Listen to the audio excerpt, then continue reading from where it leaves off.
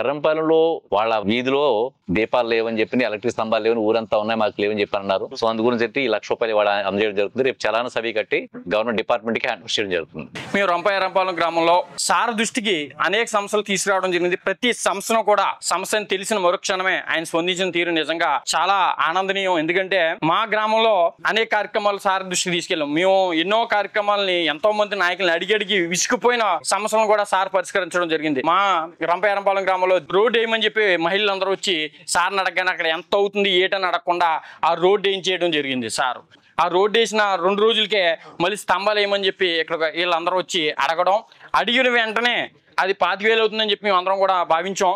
కానీ ఆ 25,000 కాస్త ₹1,00,000 అయింది. ఎవరైనా అయితే 25,000 అన్నారు కదమ్మా మేము 25,000 ఇస్తామని చెప్పి అంటారు. కానీ సార్ ఎక్కడ వెనకడుగు వేయకుండా ₹1,00,000 అనగానే ₹1,00,000 కూడా నేను ఇస్తాను, నేను మాట అన్నాను కాబట్టి నేను ఇస్తానని చెప్పి ఈ రోజు ₹1,00,000 ఇవ్వడం జరిగింది. ప్రైవేట్ గవర్నమెంట్ ఏ విధంగా నడుస్తుందో ఆ విధంగా కంబాల శ్రీనివాస్ గారు మా ఊరికి ఎన్నో కార్యక్రమాలు చేస్తున్నారు, చేయబోతున్నారు. ఇంకా ఎన్నో కార్యక్రమాలు ఇలాంటి వ్యక్తిని మేము అందరం కలుసుకోవడం, అతని బాటలో మేము అందరం నడడం చాలా ఆనందంగా ఉంది మా అందరికీ కూడా. కంబాల శ్రీనివాస్ గారికి మేము అందరం కూడా రుణపడి ఉంటామని తెలియజేస్తాం. జై కంబాల. ఎర్రంపాలెంలో మీకు ఏ అవసరాలు ఉంటే ఆ అవసరాలన్నింటికీ కూడా కంబాల శ్రీనివాసరావు మీకు తోడుగా ఉంటాడు.